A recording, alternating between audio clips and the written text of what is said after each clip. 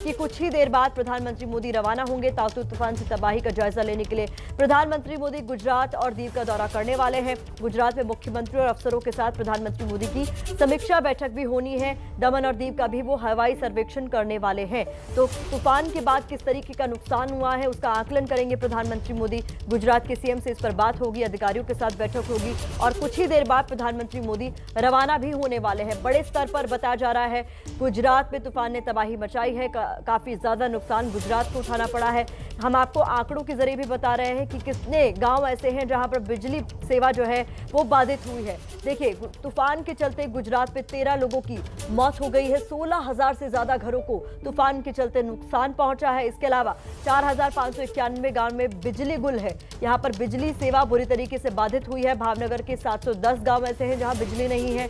इसके अलावा अमरेली के 576 गांव में बिजली नहीं है और इसको बहाल होने में अभी वक्त लग सकता है। साबरकांठा के 409 ऐसे गांव हैं जहां बिजली नहीं है। ताउते के बाद की तबाही की तस्वीरें भी हमारे पास आ रही हैं। बिजली सप्लाई के 3,731 फीडर बंद हो गए हैं। 41,821 बिजली के ट्रांसफार्मर ऐसे हैं जिन्हें नुकसान पहुंचा है और 72,000 से ज्यादा बिजली के खंभों को नुकसान पहुंचा है। 40,000 से ज्यादा पेड़ उखड़ गए हैं ताउते तूफान के कारण और यही वजह है कि प्रधानमंत्री मोदी हवाई सर्वेक्षण करने वाले हैं, नुकसान का आकलन करेंगे, जायजा लेंगे।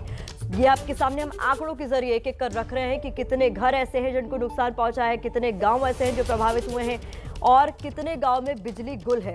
तो कुल मिलाकर बड़े स्तर पर गुजरात को नुकसान उठाना पड़ा है। ताउते आगे बढ़ गया है लेकिन तबाही के निशान अपने पीछे छोड़ गया है। ये तस्वीरें बता रही हैं कि कितने बड़े स्तर पर गुजरात को नुकसान उठाना पड़ा है। इसी पर ज्यादा जानकारी के लिए हमारे सहयोगी रौनक पटेल हमारे साथ जुड़े हैं, उनका रुख कर लेते हैं। रौनक, बड़ा नुकसान गुजरात को उठाना पड़ा है। देखिए, काफी नुकसान है, खास करके सौराष्ट्र इलाके में नुकसान है। 3 डिस्ट्रिक्ट ऐसे हैं जहां ज्यादा नुकसान हुआ है। फसलों को नुकसान है, बिजली बोर्ड को नुकसान है, सड़कें टूटी हुई है, सड़कों पर पेड़ गिरे हुए हैं। करीब 5,000 जितने विलेज ऐसे हैं जहाँ बिजली अब तक फिर प्रस्तापित नहीं हो पाई है। 1 लाख जितने बिजली के पोल और ट्रांसफार्मर गिर चुके हैं। आप समझ सकती है कितना बड़ा नुकसान होगा। सबसे ज़्यादा जो नुकसान है फसलों को है। समर की सीजन में जो फसलें होती हैं और ख़ास करके फ्रूट्स वगैरह जो है, चाहे बनाना है या मैंगो है, उसकी फसल को काफ़ी नुकसान हुआ है।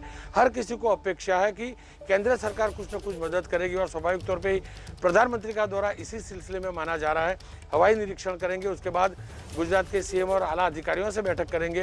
स्वाभाविक तौर पे नुकसान का आकलन भी होगा, नुकसान को लेकर चर्चा भी होगी और अपेक्षित है कि केंद्र सरकार की ओर से कुछ न कुछ राहत पैकेज गुजरात के लिए खास घोषित किया जाएगा। जी रौनक, आप लगातार नजर बनाए रखे हालात पर। देखिए, आज की बड़ी खबर यही है कि प्रधानमंत्री मोदी गुजरात पहुंच रहे हैं। अब से कुछ देर बाद वो रवाना भी हो जाएंगे और बड़ा अपडेट रौनक ये दे रहे हैं कि बड़े स्तर पर गुजरात को नुकसान उठाना पड़ा है। चाहे फिर वो फलों की खेती हो उसको नुकसान उठाना पड़ा है, क्योंकि गर्मी का मौसम है, आम और केले की फसल इस समय पर होनी होती है और उसको बड़े स्तर पर नुकसान पहुंचा है। 5,000 से ज्यादा गांव ऐसे हैं जो प्रभावित है। रौनक, एक बड़ी अपडेट ये भी है कि मुख्यमंत्री के साथ भी, चूंकि गुजरात के मुख्यमंत्री के साथ भी प्रधानमंत्री की बैठक होनी है, इस दौरान क्या कुछ उम्मीद गुजरात के मुख्यमंत्री कर रहे हैं गुजरात के लिए, इस हालात से निपटने के लिए? देखिए, गुजरात के कोने कोने को खुद प्रधानमंत्री जानते हैं और सौराष्ट्र के इलाके में लंबे अरसे तक प्रधानमंत्री जब मुख्यमंत्री हुआ करते थे गुजरात के, तो जानते भी, क्योंकि पूरा हवाई दौरा करने के बाद गुजरात के मुख्यमंत्री के साथ बैठक होगी, उसमें चीफ सेक्रेटरी भी होगा और गुजरात के मुख्यमंत्री पिछले 2 दिनों से लगातार इनपुट्स ले रहे हैं जमीन पर कहाँ कहाँ नुकसान हुआ है। तो स्वाभाविक तौर पर उसी बात को लेकर चर्चा होगी कि किस किस्म का नुकसान हुआ और कितना आकलन हो सकता है। उसी बात को एक कह सकते हैं कि एक प्रपोजल रखी जाएगी कि गुजरात में प्रारंभिक तौर पे इतना नुकसान हुआ है और स्वाभाविक तौर पे उसी आधार पर जो भी पैकेज देने वाली होगी केंद्र सरकार घोषित करेगी। बिल्कुल, आप हमारे साथ लगातार बने रहे। विकास भदौरिया भी हमारे साथ जुड़ गए। विकास, प्रधानमंत्री मोदी का दौरा ये हर लिहाज से अहम हो जाता है। गुजरात को बहुत बड़े स्तर पर नुकसान भी उठाना पड़ा है और अब से कुछ देर बाद रवाना भी होने वाले हैं। जी हाँ, बिल्कुल। अब से कुछ देर बाद प्रधानमंत्री नरेंद्र मोदी यहाँ से रवाना होंगे। तकरीबन 9:30 बजे के आसपास वो यहाँ से टेक ऑफ करेंगे और सीधे भावनगर पहुँचेंगे। भावनगर पहुँचने के बाद वो चॉपर के जरिए आसपास के इलाकों का ऊना, महुआ, जाफराबाद इन इलाकों का हवाई दौरा करेंगे। उसके आसपास भी जहां भी नुकसान हुआ है, गुजरात में जिन जिन इलाकों में, तटीय इलाकों में सबसे ज़्यादा नुकसान की जो खबरें आ रही हैं, उन इलाकों का दौरा करेंगे। उसके बाद अहमदाबाद लौट कर आएंगे और शाम को रिव्यू बैठक करेंगे जिसमें आपदा के पैकेज का ऐलान किया जा सकता है। जी, तो इस दौरे पर हमारी भी निगाह लगातार बनी हुई है। आप दोनों का बहुत बहुत शुक्रिया इस तमाम अपडेट्स के लिए। आगे भी आपका रुख करते रहेंगे। ताउते तूफान की हम बात करें तो ये भी जान लीजिए कि ताउते तूफान आखिरकार कमजोर पड़ गया, लेकिन इस तूफान ने भारी तबाही मचाई। ताउते तूफान की तबाही की तस्वीर देखिए जरा।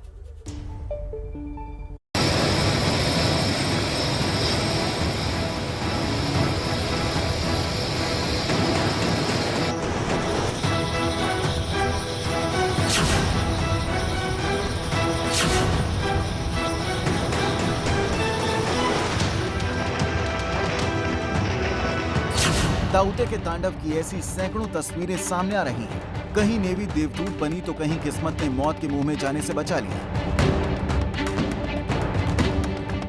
केरल से कर्नाटक तक, महाराष्ट्र से गुजरात तक हर जगह तूफान तबाही के निशान छोड़ गया है।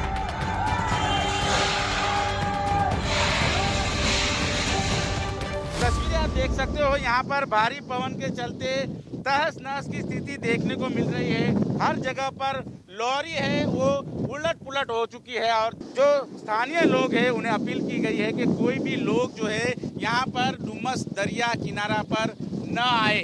तहस नहस की स्थिति डुमस की यहाँ पर देखने को मिल रही है। यहाँ पर जो पंडालें लगाए गए थे वो पंडाल यहाँ पर टूट चुका है, बिखर चुका है। ताउते तूफान कुछ लोगों की जमा पूंजी, रोजी रोटी सब कुछ लेकर चला गया है। अब उनके पास आंसुओं के सिवा कुछ बचा नहीं है। यहाँ पर सारे मछुआरे हैं, उनकी जो बोट है, उनकी जो नौकाएं है, उनकी अवस्था फिलहाल हम देख रहे हैं। चक्रवात की वजह से मछुआरों का काफ़ी हद तक नुकसान हो रखा है और यहाँ पर हम देख सकते हैं कि किस प्रकार से उनके सारी बोट्स की अवस्था हो गई है। इतनी बोटें गई है आपकी? हमारे घर की दो, एक छोटा भाई चला था और एक मैं चला गया। अच्छा। दोनों फुल डैमेज, एक फुल डैमेज, कुछ नहीं, इतना ही बचा है, बाकी सब टूट गया। 2 लाख पर जाएगा पूरा, नया बनाते बनाते। तो मछुआरों की मांग है कि जल्द से जल्द इसका जो नुकसान है वो प्रशासन की ओर से हमें दिया जाए।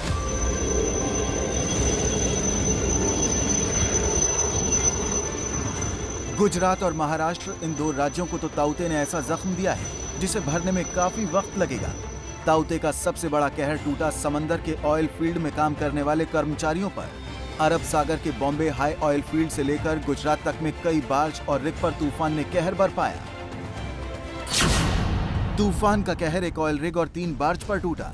बॉम्बे हाई के ऑयल रिग सागर भूषण को लहरें बहा ले गईं, जबकि ओएनजीसी का बार्ज P305 समंदर में ही समा गया। इसके अलावा गेल कंस्ट्रक्टर बार्ज भी लहरों में बह गया और एकोमोडेशन बार्ज SS3 भी समंदर की लहरों के आगे टिक नहीं सका। इस तरह सागर भूषण रिग और अलग अलग बार्ज में कुल 707 लोगों की जान पर बनाई। जिस वक्त ताउते के जोर से समंदर उफन रहा था, उस वक्त इन सभी बार्ज और रिग पर सैकड़ों लोग मौजूद थे। लहरों का हमला होते ही यहाँ कोहराम मच गया।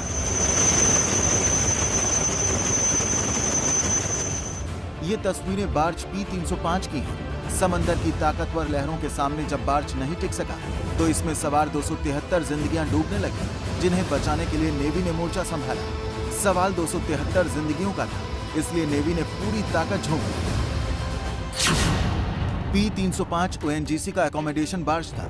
बार्ज में ऑयल रिग में काम करने वाले मजदूर और कर्मचारी रहते थे। तूफान से पहले बार्ज का एक हिस्सा टूटा और फिर उसमें पानी भरने लगा। खतरा देखते हुए SOS कॉल की गई, जिसके बाद नेवी ने मोर्चा संभाला।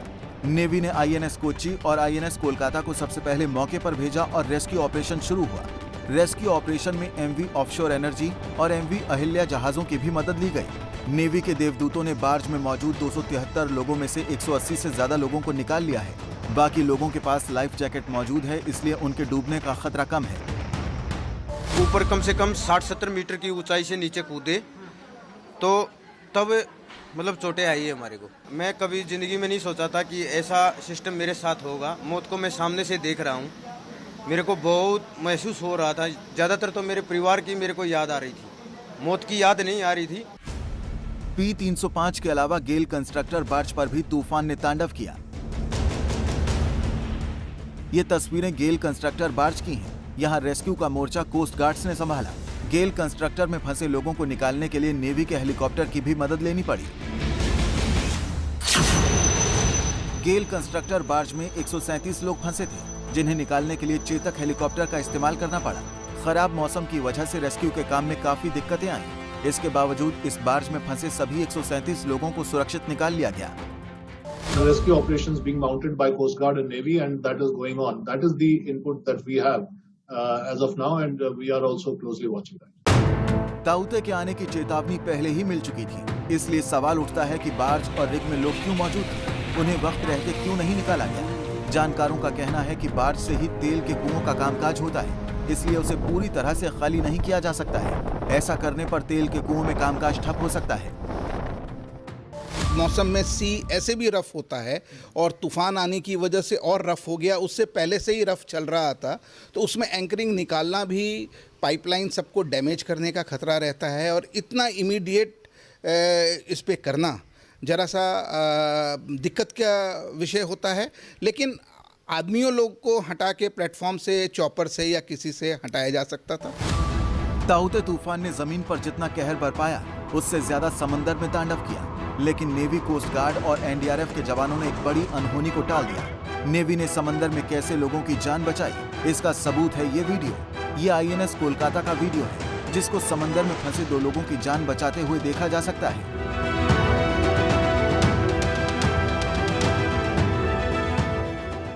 ताउते तो गुजर चुका है, लेकिन तबाही की निशानियां हर ओर बिखरी हुई हैं।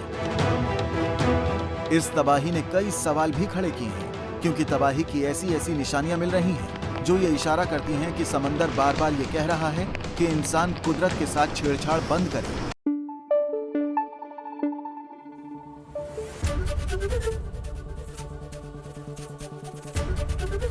एबीपी न्यूज आपको रखे आगे।